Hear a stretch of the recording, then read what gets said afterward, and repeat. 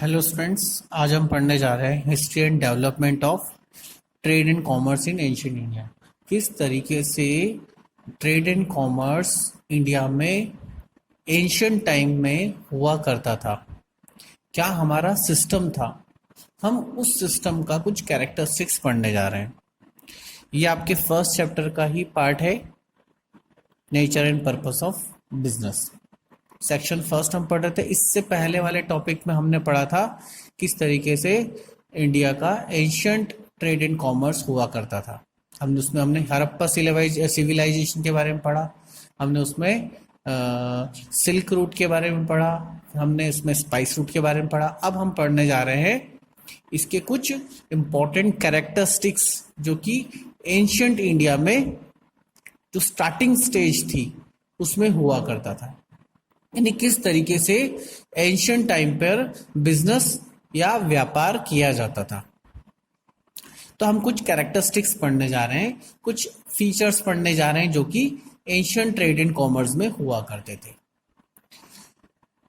पहला point, indigenous banking system.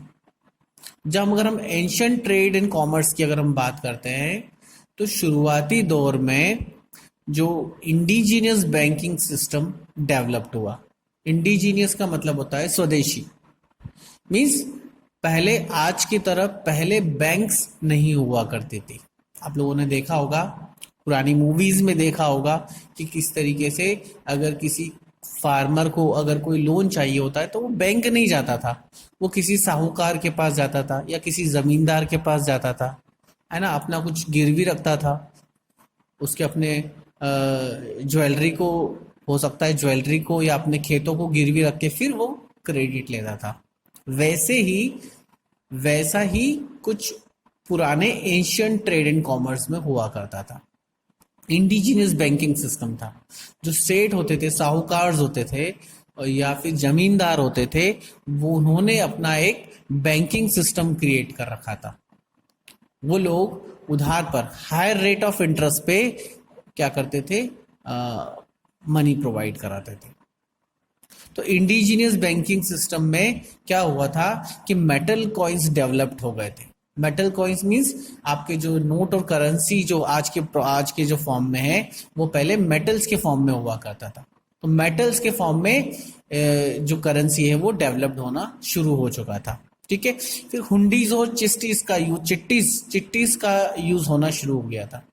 यानी generally जो ट्रेडर्स होते थे, जो व्यापारी लोग होते थे, वो अपना बिजनेस ऑन क्रेडिट बेसिस पे भी करने लगे थे। मींस वो उधार पर भी अपना बिजनेस करते थे और उसके लिए वो क्या करते थे, हुंडीज का और चिट्टीज का क्रिएशन करते थे।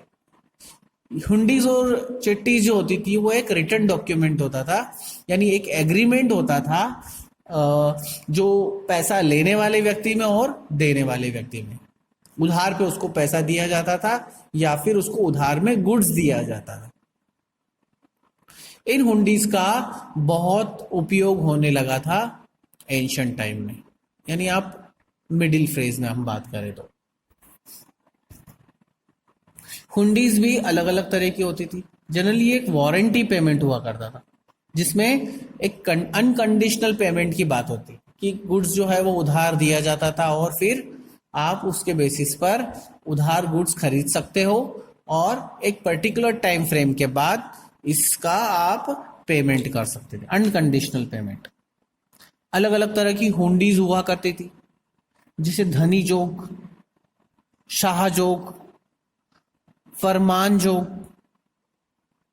देखन जोग या देखन हर, धनी जोग, फरमान जोग, जोखमी, ये अलग अलग तरह की हुंडीज को क्रिएट किया जाता था, इंस्ट्रूमेंट्स को क्रिएट किया जाता था for the credit transactions of goods को उधार में खरीदने के लिए जनरली हुंडीज का प्रयोग किया जाता था।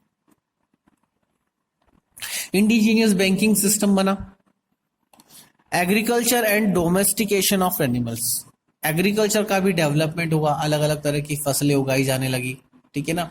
और डोमेस्टिकेशन ऑफ, यानी जो एनिमल हस्बेंड्री होती है उसका भी प्रमोशन स्टेज में हुआ। डेवलपमेंट ऑफ कारखानाज एंड वर्कशॉप, कारखाना और वर्कशॉप का भी क्या हुआ, धीरे धीरे डेवलपमेंट हुआ।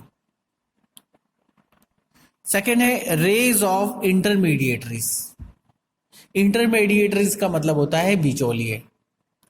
एक होता है प्रोड्यूसर और एक होता है कंज्यूमर। प्रोड्यूसर गुड्स बनाता है कंज्यूमर के लिए और कंज्यूमर उसी गुड्स को खरीदता है प्रोड्यूसर से। लेकिन प्रोड्यूसर से कंज्यूमर तक गुड्स पहुंचाने का जो काम होता है वो इंटरमीडिएटरीज का होता है, यानी बिचौलियों का काम होता है, जैसे commission agent, brokers, distributor, wholesaler, retailer, ये जो लोग होते हैं इसको हम बोलते हैं इंटरमीडिएट। तो धीरे धीरे जो इंडिया का जो ट्रेड एंड कॉमर्स था उसमें ये इंटरमीडिएटरीज का भी डेवलपमेंट हुआ। अलग अलग तरीके के एजेंट्स जो हैं वो बीच में आने लगे, गुड्स को पहुंचाने में अपना कमीशन लेते थे। ब्रोकर्स होते थे, डिस्ट्रीब्यूटर्स बीच में आने लगे, होलसेलर्स जो है वो प्रोवाइड कराने लगे गुड्स को। तो अलग अलग एजेंट्स का जो है वो धीरे धीरे डेवलपमेंट हुआ। इंस्टीट्यूशन ऑफ जगत सेठ। जनरली जगत सेठ वो पर्सन्स होते थे जो कि आपको मनी लैंड करते थे, मनी प्रोवाइड कराते थे, यानी आपको ये उधार में जो है वो पैसा दिया करते थे, मनी लैंडर्स। तो जो जगत सेठ का जो कॉन्सेप्ट है वो एक तरीके से बैंकिंग सिस्टम की तरह था। वो लोग जो थे आपको लॉन्ग टर्म या शॉर्ट टर्म में आपको क्रेडिट प्रोवाइड कराते थे। मुगल पीरियड के टाइम पर जनरली ये जगत सेट्स क्रिएट हुए थे, जबकि ईस्ट इंडिया कंपनी में भी ये, जब ईस्ट इंडिया कंपनी ने भारत पे जब आई थी तब से ये जगत सेट्स का जो एक बैंकिंग सिस्टम जो है वो धीरे धीरे डेवलप्ड हुआ। जनरली ये जो थे इंपोर्ट और एक्सपोर्ट में ज्यादा डील करते थे,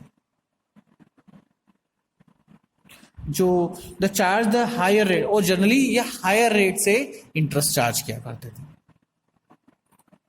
कमर्शियल एंड इंडस्ट्रियल बैंक, धीरे धीरे ईस्ट इंडिया कंपनी के दौरान कमर्शियल और इंडस्ट्रियल बैंक्स का भी डेवलपमेंट हुआ।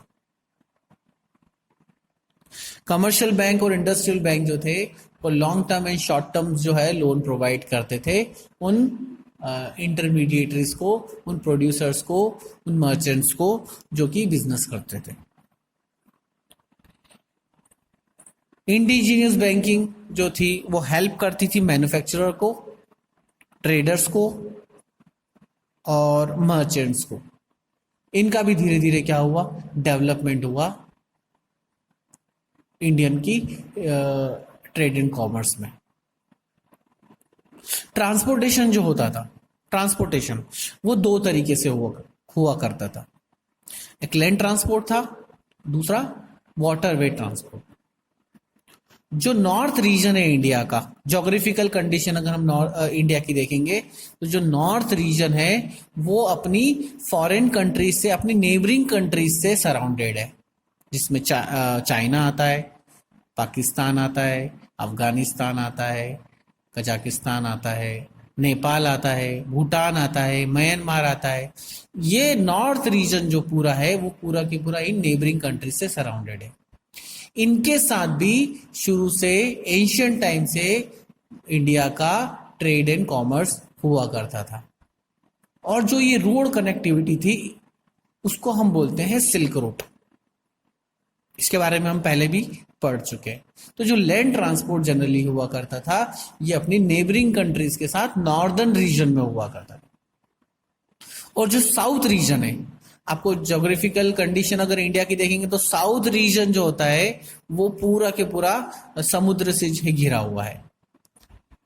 और जो वाटर ट्रांसपोर्ट यूज किया जाता था वो जनरली साउदर्न रीजन में किया जाता, साउथ रीजन में। जनरली साउथ रीजन, इंडिया के साउथ रीजन में स्पाइसेस वगैरह जो है वो बहुत प्रोड्यूस किए जाते थे और उनका इंपोर्ट एक्सपोर्ट साउदर्न रीजन में किया जाता था through the water transport.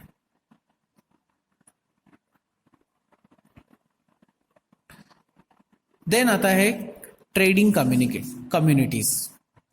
India की बहुत सारी ऐसी कम्युनिटीज थी जो कि अपने बिजनेस एंड ट्रेड के लिए बहुत फेमस है। जैसे कि नॉर्दर्न रीजन में पंजाबीज और मुल्तानीज बड़े फेमस हुआ करते थे, जो कि अपने जो बिजनेस के लिए जाने जाते थे, Punjabi and Multani merchants. Western region में इंडियन महाजन्स जो होते थे वो बड़े फेमस होते थे अपने ट्रेड एंड कॉमर्स के लिए। साउदर्न रीजन में क्षेत्रीज होते थे जो लोग बिजनेस और कॉमर्स में डील करते थे। ये कम्युनिटीज होती थी जो कि एक पर्टिकुलर रीजन से आती थी। सेंट्रल रीजन में हकीम, वैद्य, पंडित, मुल्ला, पेंटर, म्यूजिशियन, ये सब लोगों का धीरे धीरे डेवलपमेंट होने लगा। तो जो इंडिया का एंशिएंट पीरियड था, या फिर आप मिडिल पीरियड बोल सकते हो, मुगल टाइम का पीरियड बोल सकते हो, उसमें बहुत डेवलपमेंट हुए ट्रेड एंड कॉमर्स के। अलग अलग वेरियस सोर्सेज जनरेट किए गए इनकम के और ट्रेड एंड कॉमर्स के।